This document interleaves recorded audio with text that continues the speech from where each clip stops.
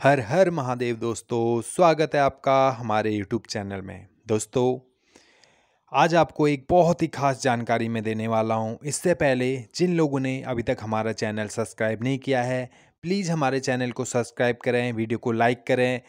आपके एक लाइक से, आपके सब्सक्राइब से और आपके कमेंट से हमको बहुत सारी शक्ति मिलती है। हमें ये ऊंचे ऊंचे पहाड़ों में जाने के लिए हमें एक पावर मिलती है।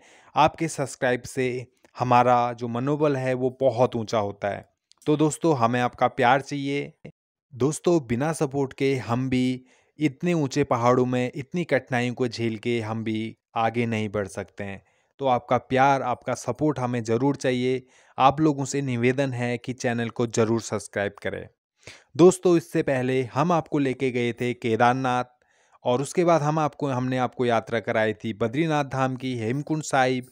उसके बाद हम आपको लेके गए पंच केदार में सबसे कठिन यात्रा रुद्रनाथ यात्रा, और उसके बाद हमने आपको कराई पंच कैलाश में सबसे कठिन यात्रा श्रीखंड कैलाश की यात्रा, और उसके बाद हमने हमने आपको दर्शन कराए अमरनाथ की पवित्र गुफा के। दोस्तों, आगे भी हमारी ऐसी ही यात्राएं चालू रहेंगी। बस हमें आपका सपोर्ट चाहिए, क्योंकि आपके सपोर्ट के बिना हम इतनी कठिन यात्राएं नहीं कर सकते हैं।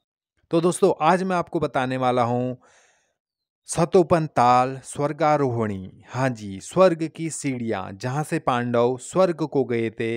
ये यात्रा आप कैसे कर सकते हैं, ये यात्रा आप कहाँ से कर सकते हैं, आपका कितना खर्चा आएगा, आप कहाँ रुक सकते हैं, सब कुछ मैं इस वीडियो में आपको जानकारी देने वाला हूँ। तो बने रहिए, महादेव का नाम लीजिए, हर हर महादेव, और चैनल को सब्सक्राइब कीजिए और कमेंट करके हमको बताइए कि आप कहाँ की यात्रा करना चाहते हैं और आपको हमारी इन सभी यात्राओं में कौन सी यात्रा सबसे अच्छी लगी।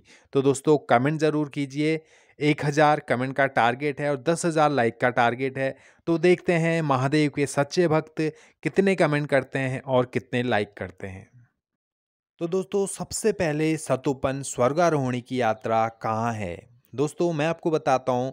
सतोपन स्वर्गारोहणी की यात्रा उत्तराखंड में जो बद्रीनाथ है, बद्रीनाथ धाम से 25 किलोमीटर ऊपर स्वर्ग की सीढ़ियाँ हैं, जहाँ से पांडव स्वर्ग के लिए गए थे। स्वर्गारोहणी की यात्रा कहाँ से शुरू होती है। तो दोस्तों, स्वर्गारोहणी की यात्रा के लिए आपको सबसे पहले आना होता है हरिद्वार। हरिद्वार से जोशीमठ होते हुए आपको पहुंचना होता है बद्रीनाथ। बद्रीनाथ धाम में भगवान विष्णु के दर्शन करने के बाद आपकी यात्रा शुरू होती है माना विलेज के पास से, और आप 5वें दिन पहुंचते हो सतोपंताल स्वर्गारोहणी, जहां से पांडव स्वर्ग को गए थे। आप उन सीढ़ियों के दर्शन करते हो। दोस्तों, बद्रीनाथ से सतोपंताल और स्वर्गारोहणी की पूरी वीडियो, पूरी सीरीज मैंने बनाई हुई है कि कैसे यहाँ तक जाते हैं। पहले दिन आपको बद्रीनाथ आना होता है। बद्रीनाथ से आपको माता मोती मंदिर से होते हुए लक्ष्मीवन पहुँचना होता है। वहाँ पर आपको रात्रि विश्राम करना होता है।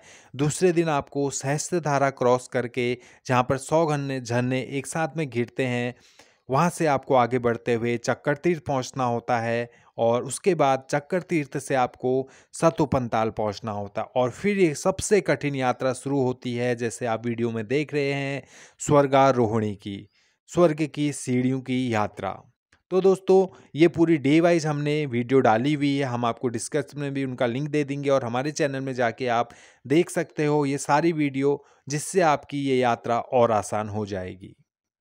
दोस्तों, सबसे पहले आपको हरिद्वार आना होता है। हरिद्वार से आपको जोशीमठ आना होता है, और जोशीमठ में इस यात्रा में आने के लिए आपका परमिट बनता है। आपको परमिशन यहाँ पर लेनी होती है। परमिशन बनाने के लिए आपकी एक फ़ोटो लगती है और आपका आधार कार्ड लगता है। दोस्तों, आपको जोशीमठ में फॉरेस्ट डिपार्टमेंट का जो ऑफिस है, उनके ऑफिस में जाना होता है, और वहाँ पर आपको परमिशन मिलती है। अगर वेदर सब कुछ ठीक है तो वहाँ पर आपको परमिशन लेनी होती है। आपकी परमिशन लेने में 300 से 500 रुपये का चार्ज आपका लग सकता है, और आपको परमिशन मिल जाती है सतोपंताल स्वर्गारोहणी की यात्रा के लिए। दोस्तों, यहाँ पर बिना परमिशन के आप बिल्कुल नहीं जा सकते हैं। आपको बद्रीनाथ के आगे माना विलेज में रोक दिया जाएगा। तो बिल्कुल भी कोशिश ना कीजिए बिना परमिशन के जाने की, क्योंकि आपका कोशिश बेकार जा सकती है और यहाँ आपका बद्रीनाथ में रहने का, खाने का जो एक्स्ट्रा डेज का आपका पैसा है वो आपका बर्बाद हो सकता है। तो इसलिए आप जोशीमठ से परमिशन लीजिए, उसके बाद अपने आगे की यात्रा शुरू कीजिए।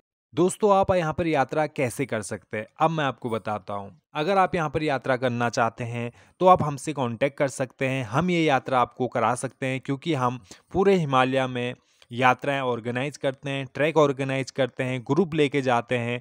तो आप लोगों को यहाँ पर कोई भी दिक्कत नहीं होगी, हम आपके लिए पूरा यहाँ पर इंतजाम कर सकते हैं। दोस्तों, ये बहुत ही दुर्लभ और कठिन यात्रा है। यहाँ पर आपको रहने के लिए रास्ते में कोई आश्रम नहीं मिलेगा, कोई कुटिया नहीं मिलेगी और कोई होटल यहाँ पर आपको नहीं मिलेगा। तो यहाँ पर जाने के लिए जो करना होता है वो ये करना होता है कि आपको यहाँ पर कोई ट्रैवल एजेंसी हायर करनी होती है, आपको उनको पैकेज देना होता है और पैकेज के थ्रू ही आप यहाँ पर जा सकते हैं। बिना पैकेज के यहाँ पर आप नहीं जा सकते हैं, आपको नहीं जाने दिया जाएगा, क्योंकि यहाँ पर जो यात्रा होती है उसके लिए आपके उत्तराखंड का कोई ट्रैवल एजेंट होना चाहिए, गाइड होना चाहिए। वो आपको लेके सतोपनताल जाता है, स्वर्गारोहणी के दर्शन कराता है। बिना गाइड के, बिना ट्रैवल एजेंसी की परमिशन के आपको इस यात्रा में नहीं जाने दिया जाएगा। तो आप इस बात का ध्यान रखें कि अगर आप यहाँ पर जाते हैं तो आप किसी एजेंसी से संपर्क करें और उनके ही थ्रू आप यहाँ पर जा सकते हैं। जैसे कि मैंने आपको बताया, हम भी ये ट्रैक ऑर्गेनाइज करते हैं। हम यहाँ पर काफ़ी बार जा चुके हैं, बहुत काफ़ी ग्रुप को हम यहाँ पर जा चुके हैं, भेज चुके हैं। तो आप हमसे भी संपर्क कर सकते हैं अगर ये यात्रा करना चाहते हैं तो। दोस्तों, यहाँ पर जाने के लिए आपके 3 से 4 पड़ाव होंगे। सबसे पहले आपको बद्रीनाथ आना होता है।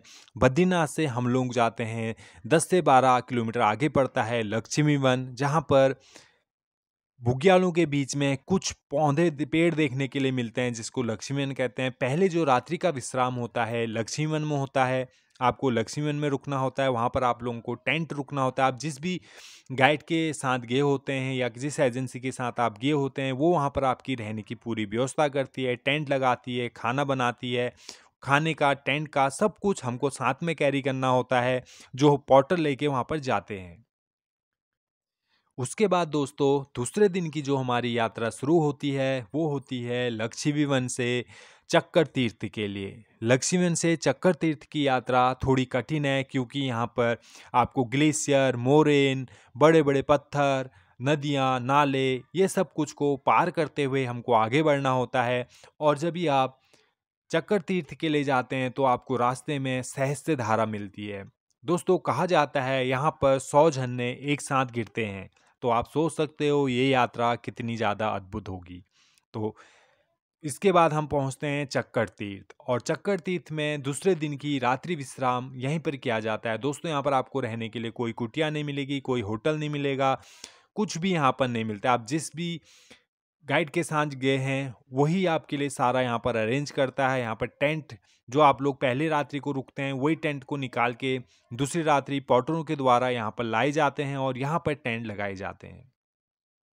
दोस्तों, तीसरे दिन की जो यात्रा होती है वो होती है चक्कर तीर्थ से सतोपनताल। सेम वही, यहाँ पर भी आपको रहने की कोई भी व्यवस्था नहीं मिलती। आपके साथ में जो सामान आया होता है रहने का, खाने का, वही सामान आपको यहाँ पर आपके पोर्टरों के द्वारा यहाँ पर लाया जाता है। और आपका जो रात्रि विश्राम होता है तीसरी रात का, वो सतोपनताल में होता है। उसके बाद आपकी सतोपनताल से स्वर्गारोहणी, स्वर्ग की सीढ़ियों की यात्रा शुरू होती है। जैसे कि आप वीडियो में देख सकते हो, ये स्वर्गारोहणी का ही रास्ता है। स्वर्गारोहणी, स्वर्ग की सीढ़ियों का ये कठिन रास्ता है जो हमने किया था मई महीने के लास्ट में। यहाँ पर आप अगर मई के मंथ में जाते हो और जून शुरू में जाते हो तो आपको यहाँ पर बहुत सारी बर्फ़ मिलेगी। और आप जून के बाद यहाँ पर जाते हो, जुलाई, अगस्त, सितंबर, तो आपको यहाँ पर पूरा ग्रीनरी मिलेगा और बड़े बड़े बोल्डरों को पार करते हुए आपको आगे बढ़ना होता है। तो दोस्तों, जो सतोपनताल से स्वर्ग की सीढ़ियों की दूरी है वो लगभग 12 से 15 किलोमीटर है। इस बीच में आपको बड़े बड़े ग्लेशियर और ग्लेशियरों के ऊपर बने हुए बड़ी बड़ी झीलें, बड़े बड़े बोल्डरों को पार करते हुए आपको आगे बढ़ना होता है, जो सबसे कठिन यात्रा मानी जाती है। यहाँ पर पूरे साल में शायद ही 20 लोग पहुंच पाते हों। तो दोस्तों, आप सोच सकते हो ये कितनी ज़्यादा कठिन यात्रा है। मैं आपको बार बार बोल रहा हूँ, बिना गाइड और बिना सुविधाओं के आप यहाँ पर जाने की बिल्कुल भी कोशिश ना करें। ये बहुत कठिन यात्रा है। यहाँ पर ऑक्सीजन की कमी होती है, यहाँ पर रहने की कोई व्यवस्था नहीं है, यहाँ पर खाने की आपको कोई व्यवस्था नहीं मिलेगी। आपको सारी चीज़ें खुद कैरी करके जाना होता है, आपको खुद लेके जाना होता है। यानी आपके साथ में जो आपके पोर्टर चलेंगे, आपका गाइड चलेगा, वही सारी चीज़ें आपको लेके सुविधाएं देंगे और वही रहने की व्यवस्था और वही आपकी खाने की व्यवस्था यहाँ पर करेंगे। दोस्तों, जो ये यात्रा है इसको करने में आपको कम से कम 6 से 7 दिन लगते हैं। जैसे कि मैंने आपको बताया, आप चौथे दिन की आपकी जो यात्रा है वो सतोपन ताल से स्वर्ग की सीढ़ियों के लिए होती है। इस बीच में आपको एक दिन रात को रुकना होता है, एक दिन पूरा आपको विश्राम करना होता है, क्योंकि लगातार 3 दिन चलने के बाद आपकी जो बॉडी है, आपका जो शरीर है वो पूरी तरह यहाँ पर थक जाता है, क्योंकि यहाँ पर ऑक्सीजन की बहुत ज़्यादा कमी होती है। और जो पहाड़ों में, बर्फ़ के पहाड़ों में और ज़्यादा हाइट में जलने की वजह से आपको यहाँ पर बहुत सारी दिक्कतें होती हैं। जैसे आपको वॉमिट होना शुरू हो जाता है, आपकी सर दर्द होना शुरू हो जाता है, आपको भूख नहीं लगती है, आपको नींद नहीं आती है। तो उसके लिए आपको एक दिन रुक के वहाँ पर जो उस वातावरण है, उस वातावरण के अनुसार आपको अपने आप को एडजस्ट करना होता है, उस वातावरण में आपको घुलना होता है, ताकि आप आगे की जो यात्रा है वो आसानी से कर पाएँ, तो आपको आगे कोई भी दिक्कत ना हो। तो मैं आपको सजेस्ट करूँगा कि आप सतुपन ताल में एक रात्रि रुकें। वहाँ पर आप अच्छे से एक्लेमेटाइज़ हो जाएँगे और वहाँ की जो खूबसूरती है वो भी आप वहाँ पर अच्छे से एन्जॉय कर पाएँगे और उसके बाद ही आप आगे के लिए बढ़ें। तो दोस्तों, ये सारी जानकारी मैंने आपको दी हैं कि आप कैसे जा सकते हैं, आप कहाँ रुक सकते हैं, आपको सबसे पहले क्या करना होता है। अभी मैं आपको बता देता हूँ यहाँ पर जो खर्चा आता है एक आदमी का, लगभग जो यात्रा का खर्च है यहाँ पर, क्योंकि आप किसी भी एजेंसी के साथ जाएँगे, किसी भी गाइड के साथ जाएँगे, तो 15,000 से यहाँ पर यात्रा का जो पैकेज है वो शुरू होता है। क्योंकि मैंने आपको पहले ही बता दिया है, यहाँ पर आपको कोई भी रहने की व्यवस्था नहीं मिलती है, तो आपको एजेंसी के थ्रू ही जाना होता है। वही लोग आपको अच्छे से ले जा सकते हैं, वो आपकी हेल्थ का ख्याल रखते हैं, आप लोगों का सपोर्ट करते हैं। तो आप लोग किसी एजेंसी के थ्रू जा सकते हैं, आप किसी गाइड के थ्रू जा सकते हैं। अगर आप चाहते हो, आप हमारे साथ यात्रा करना चाहते हैं, आपको हमारी यात्रा अच्छी लगती है, तो हम लोग भी पूरे उत्तराखंड में, पूरे हिमाचल में, कश्मीर में, नेपाल में, हम सब जगह यात्राएं ऑर्गेनाइज करते हैं। उसके अलावा हम ट्रैक भी ऑर्गेनाइज करते हैं, तो आप हमारे साथ भी आ सकते हो। हम आपको बहुत अच्छे से यात्राओं के दर्शन करा सकते हैं। दोस्तों, अगर आप लोगों को हमारी ये जानकारी अच्छी लगी तो चैनल को सब्सक्राइब करें और आप अपने दोस्तों को शेयर करें। अगर वो लोग इस यात्रा में आना चाहते हैं तो उनके लिए यात्रा बहुत आसान हो जाएगी। ये जानकारी अपने चाहने वालों को शेयर करें और चैनल को ज़्यादा से ज़्यादा सब्सक्राइब करें, लाइक करें और कमेंट में आप ज़रूर बताएं कि आप अगली कौन सी यात्रा करना चाहते हैं और आप हमारे साथ कब आना चाहते हैं, ज़रूर बताएं। तब तक के लिए हर हर महादेव। बने रहिए, ऐसे ही अपना प्यार हमें देते रहिए।